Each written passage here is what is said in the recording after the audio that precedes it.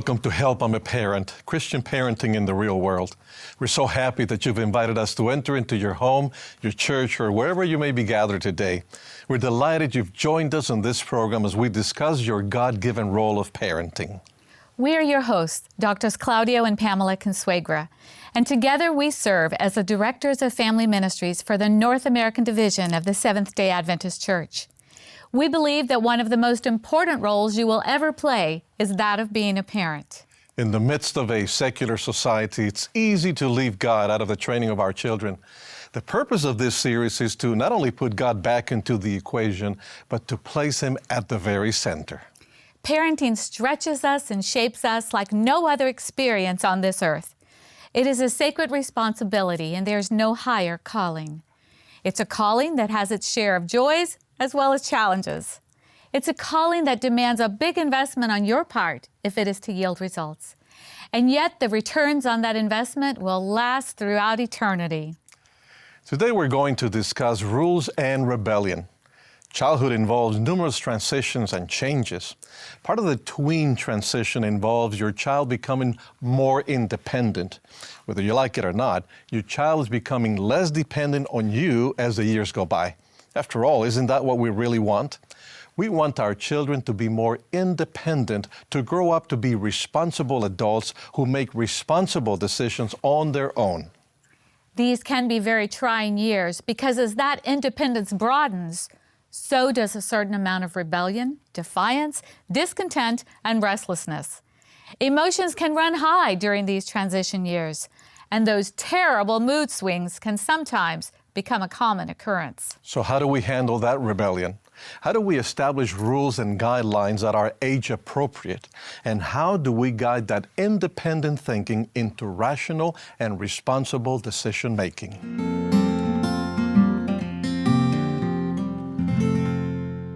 Our special guests for today are Dr. Eric and Anne Marie Bates. Together, they currently serve as the Family Ministries Directors for the Carolina Conference of Seventh-day Adventists. Dr. Eric Bates holds the Master of Divinity from Andrews University Theological Seminary and a doctoral degree in Biblical Counseling from Westminster Theological Seminary.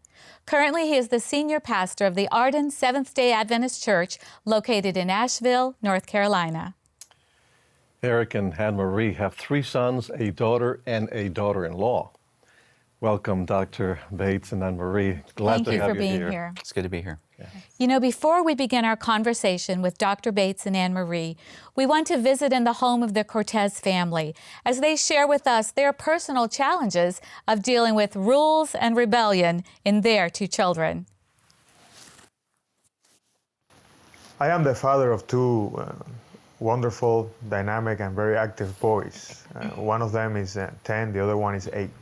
And one of the rules that we have in the home is that we don't have fighting. But you have a 10-year-old and an 8-year-old, so they break the rule almost on a regular basis. Get out of my face! Ah! Hey, come on. What's the problem? All right, what's going on What's here? the problem? So what do you do? One of the things that we do is a timeout. Timeout. Hey, right, go sit on the steps. Come on. You guys No more fight over iPad. the iPad. And I know that's very basic. We have the steps right here, and we can say, hey, go and sit down. And we add minutes because there are times when the steps don't work anymore, and when they come and they sit on the steps, they keep on talking back from the steps, so we add minutes. They think they're, as they get older, that they're old enough to make their own decisions, especially our oldest child. He sometimes can come across as a little defiant. So what are you going to do? Time out for another 3 weeks. That would make me happy. Okay, so you stay here. We'll talk later. Come on. Let me know when you're ready. He just wants to prove that he's becoming, I guess, a little man, which can be interesting, What kind of discipline do we use? Because we can't use the same techniques we used as when he was a child. Our youngest, he's a little more stubborn. So at times we have to repeat things often and to try to get him to understand, okay, you need to do your homework. You need to do your homework. You need to do your homework. Until he'll do it slowly. He'll sit there pretending to do homework, and he won't be. Use the force. We have to come and sit down next to him and actually take time to help him do homework. All right, let's see. What about this one? Give me this toy. We've noticed that to do homework or do the music or do chores around the house, sometimes you gotta say, okay, if you do this, we'll give you some extra time with electronics. You can play extra time on your Wii or on your games, on your iPad. And we've noticed that's helped a little bit because, of course, this day and age, all kids love playing with their electronics. Lego shot. But we try to make it work. You know, we try to be consistent in the setting the same, rules for both to follow. So it's interesting as a parent because things do change as they get older, and you learn and discover as they grow up. The Cortez family have 2 boys. We had 2 girls, and we could always say it's not just boys or it's just girls. It seems like every kid has that stage in life when they want to be independent and they sort of rebel against the rules of the parents. Mm-hmm. Why is that? This is such a difficult, or can be such a difficult age because of that transition that's taking place. Because in the earlier years, building up to this age group, we've been making most of their decisions for them. Yeah. We've been their motivation. Right. The carrot and the stick methods, rewards and punishments in order to get them to do what we want them to do. But our goal is for them to be making decisions based on the biblical teachings, the principles that we've taught them earlier on, to make them from their own heart. Right. Yeah. So how do we do that? Well, through instruction and training. We had the privilege of pastoring a church near an Army post where they train all of the helicopter pilots for the Army. Okay. And the flight education has really 2 parts. The first part is the ground school. It's in the classroom where they're learning about the make of the construction of the equipment that they're going to be flying. Okay. But also the physics of flying. Right. They're learning about gravity and they're learning about lift. Right. And then once they've learned that, they transition to the cockpit where they have a flight instructor beside them. Now, initially, the flight instructor has the controls. Yes. But as the student learns to trust what they've learned in the classroom, they've learned to trust the laws, the theory, then the controls are turned over to the student. All right. And he's able to realize practically how this all comes together because he trusts his education, he trusts what he's been instructed, and he trusts the training that he's received. So as a parent, how do you do that as far as, at which point do you begin to release that control to the kids? Well, we're actually in that phase from the 8 to 12 age group. That's when you're in the cockpit with the child. Okay. Hopefully, and it's a good analogy. It's not a perfect analogy, though, because hopefully you've been doing some training from the time that they were born, as well as some teaching, more teaching probably than training from birth. Right. But now we're in the phase where we're transitioning, and the goal is to get them flying solo. Yeah. And Hopefully they won't crash. right, hopefully they won't crash, and that's where the teaching comes in. So this is a practice ground right now, where we're letting them take the reins in certain decisions, in certain things that they do within the confines of their maturity. So they gain freedoms as they demonstrate responsibility. And Ephesians actually talks about this in Ephesians 6:4. It says, "Fathers, do not provoke your children to anger, but bring them up in the discipline and instruction of the Lord." Yeah. So that teaching and training that Eric was talking about with flight school would be the discipline and the instruction. Discipline actually requires a proactive phase. We tend to think of discipline as being corrective. Right. But the more, Ben Franklin, he said, an ounce of prevention is worth a pound of cure. Right. So the more proactive you are with your training of your children, then the less correction you'll have to do. There will still be a time and a place for correction, but it's better to be more proactive. And then on the other side of the coin, we have the instruction. And that word actually in that text, in the original language, means to put into the mind and heart. So we're making investments into the minds and hearts of our children, placing those principles there. And during this time period, we're starting to call on those principles, appealing to them to use them. I think many parents would say, but it's not working that way for me. My child is in that cockpit and wants to fly solo, and they're not ready, and they are going to crash, and I've lost control. I'm no longer in there with them. So what would you say to those parents who are really struggling with this whole issue of defiance, in their child? Well, assessing, for one thing. The text that Anne Marie just shared, Ephesians 6, talked about provoking your children to anger. So I look at myself, I look at what I'm contributing to the problem. I assess, is there some inconsistency? Children have hypocrite radar. They pick up when we're being inconsistent. So I assess my own life, and am I requiring them to uphold a standard that I'm not upholding myself? If you're training a parrot how to talk, you have to have a greater vocabulary than the parrot. You hope anyway. You hope, right. So the idea with parenting is if I'm wanting my child to exercise the will in a good way. Things like self-discipline, Exactly. time management. I have to exercise the same as well. So when it comes to setting rules or boundaries for our children, it's not just do as I say, Right. Absolutely. but it's also do as I model. Right. That I am modeling the same types of behavior that I want you to exhibit. Exactly. Which I guess in a way also goes back to your marriage. Because if you don't treat each other respectfully, if you're arguing all the time, you're really teaching your kids that's the way that you communicate. Yeah, Right. yeah. Candidly, when our kids argue, I hear us. So whenever they argue, I try to recall that and think, Something they picked up yeah, this along is something the way. we need to correct in the way we communicate with each other so that they can learn from our example.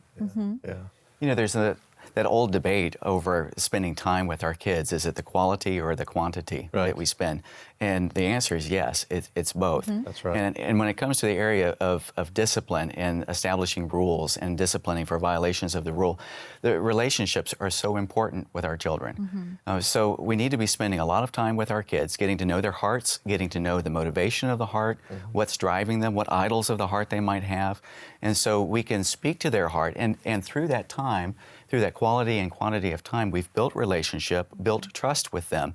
And so they see us more or less as adversaries, but more of being on the same team, working together. We want the best for them. Right. And so we're walking alongside of them, leading the way. So I really hear you saying, Pastor Eric, that sometimes misbehavior or rebellion is really a cry for attention. Is I need time with you, Yes. and I'm not getting it any other way. Yeah. So the only way I can get it is to misbehave. Well, that's what I'll do. That's what I'm really hearing you say.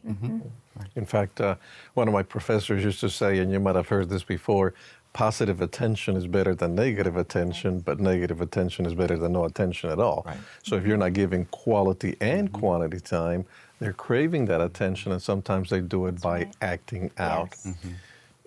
Time out, it's one way to resolve that rebelliousness maybe. But sometimes I wonder if we sort of reward our kids with timeouts. If I tell my child, go to your room, they're probably going to play anyways. Maybe they don't even want to do what I had asked them to do anyway. So are there any other options beside timeout that we could help our kids to be Yes. less rebellious or to use their maybe negative energy in a positive direction? Well, even the way that we use timeout can be different. We actually used a different form of timeout with our kids whenever they were fighting, like the siblings on the video. Right. We would separate them as a form of timeout, but they weren't to go to their rooms and play.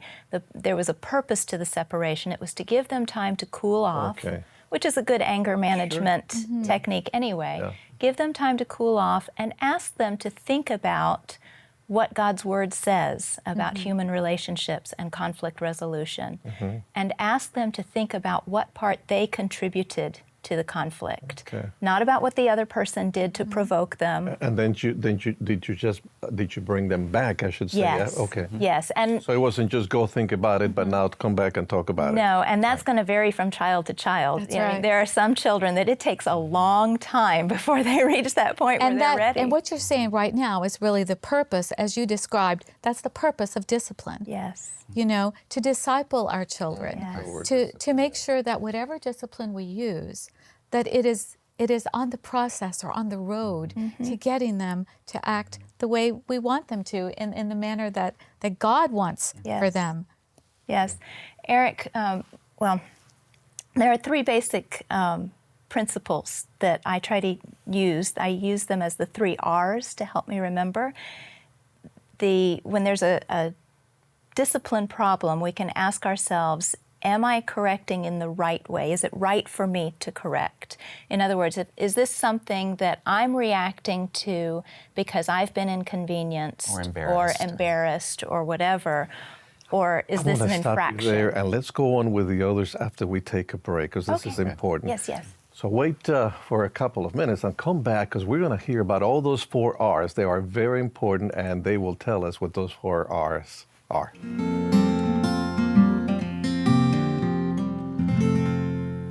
You can probably already tell that we will not be able to cover every area, every concern, or every question you may have in the short time that we have together.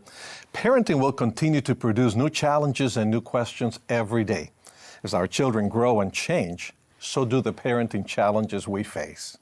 And therefore, our goal is to continue this conversation with up-to-date resources and practical parenting tips that you can apply in your day-to-day parenting journey. We will do this online via our website, www.helpimaparent.org. And there you may keep up to date on all of our newly released parenting resources, supplemental products, and even find additional materials to download free of charge. You're also invited to submit any questions that were not answered for you, subscribe to an electronic newsletter, read a blog for parents, and much more. Again, the accompanying website is helpimaparent.org. And in addition to that website, we also have a Facebook page where we post daily words of encouragement and resources. So look us up on Facebook, Help, I'm a Parent. And remember, share that Facebook post with the friends in your social network. It is our desire that this resource will assist you in your God-given role as a parent by using principles that are firmly grounded in the Word of God. Now let's get back to our conversation with today's guests.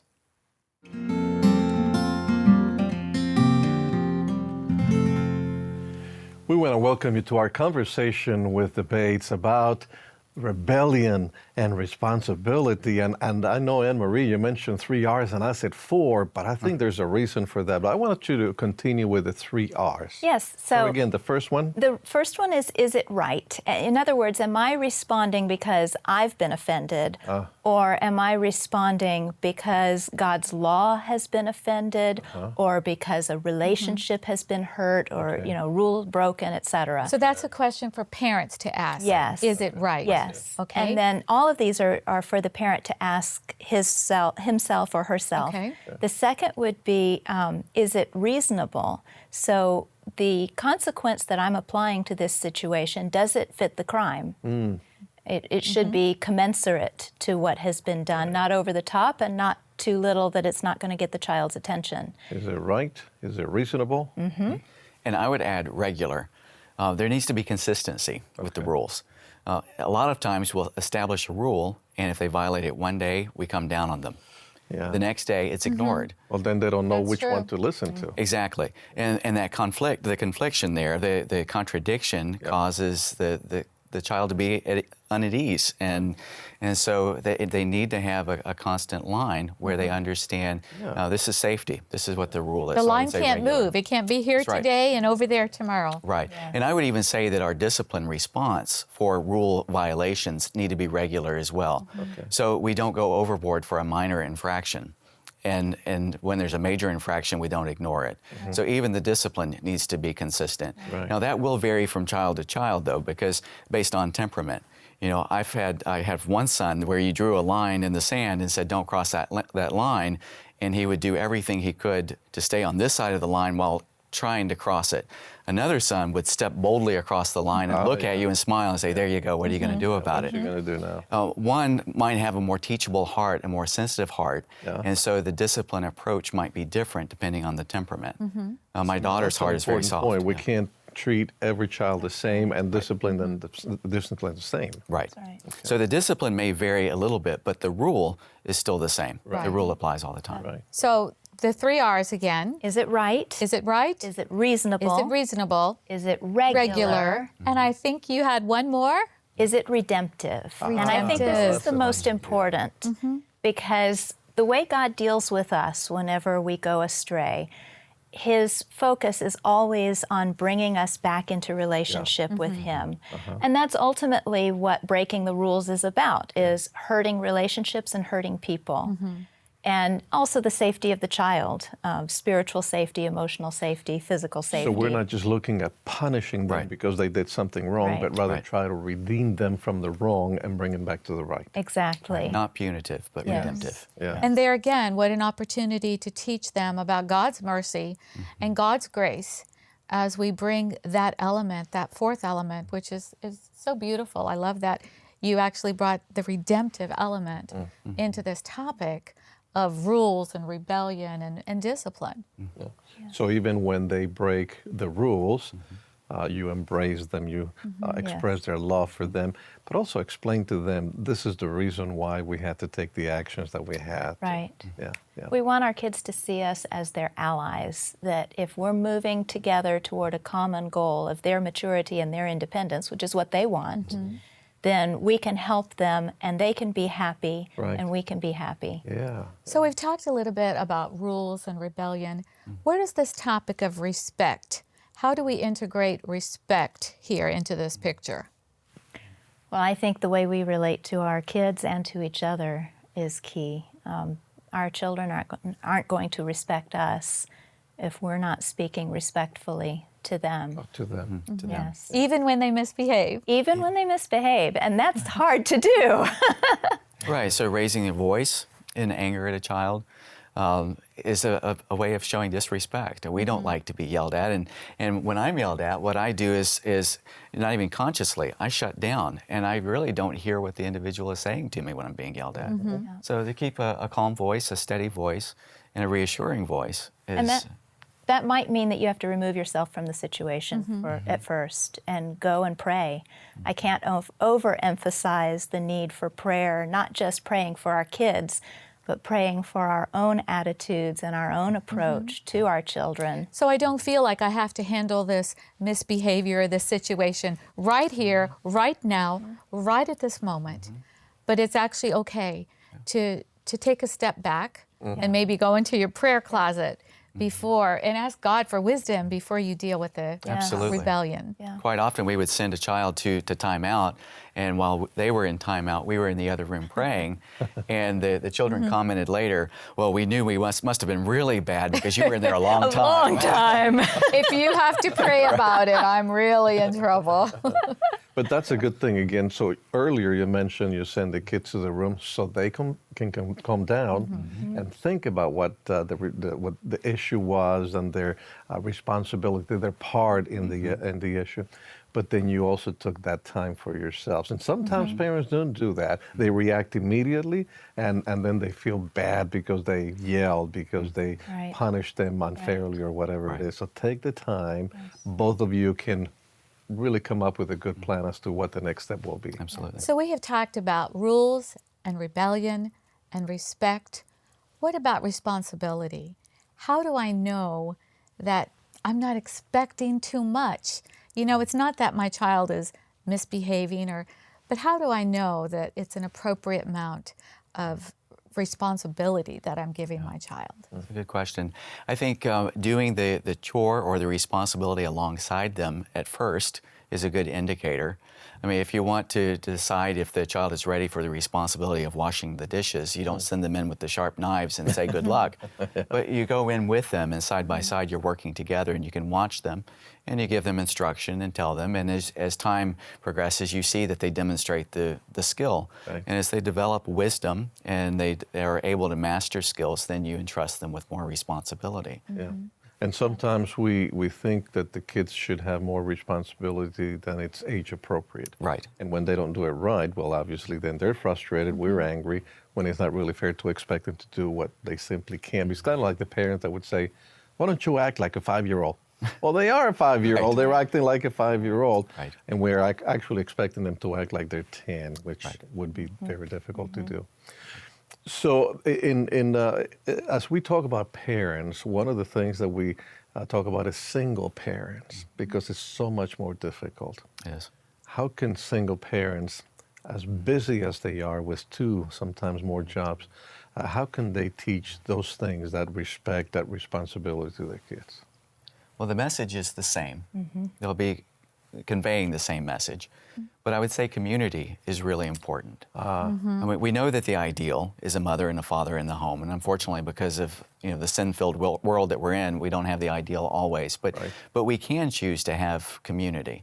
So look for people who are on the same path that you want to be on.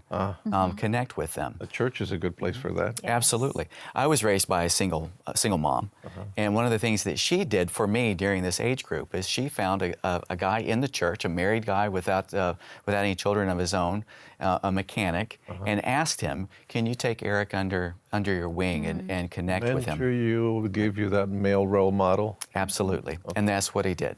And I think that community is important, whether it's a single parent household or an intact family with both parents there, because we all need that support. We all need help with the task at hand. Yeah. That's so important. Thank you so much. I know that you have such a variety in ages of your kids, and you have learned a lot from them. And thank you for sharing those principles that you have experienced with them. Thank you for sharing Thank them you with for us. being with us. Thank you for having us. Having us. And we also want to thank you for joining us as we explore some of the challenges of setting appropriate boundaries in our homes and dealing with rebellion. Now it's time for you to open your parenting manual that accompanies this resource. Read the material over and discuss any thoughts or questions that come to mind with your group members. To help you get started, we have included some discussion questions and group activities. We also would like to remind you to visit our parenting website, helpimaparent.org, and there you will find many additional resources and materials. And remember that as much as you love your children, God loves them even more. He has appointed you as their stewards, their caretakers during their lives on earth. More important, He has entrusted you with the task of preparing them for their forever home in heaven with you. God never said that parenting would be easy, but He did say that He would never leave us or forsake us. The Creator who knit our children together in the womb and has numbered the very hairs on their heads holds the blueprint for their lives. Claim His promise and invite Him to co-parent with you. Join us next time on Help, I'm a Parent, Christian Parenting in the Real World, when we will talk about the challenges surrounding this age of technology and how we as parents can do a better job of screening screen time. Until then, it is our prayer that God will grant you wisdom as you deal with those times of rebellion in your child. May God's love be reflected in you as you deal with those moments, and may you and your child draw closer to Him as a result. We pray for the unconditional love of God to be seen in your family today.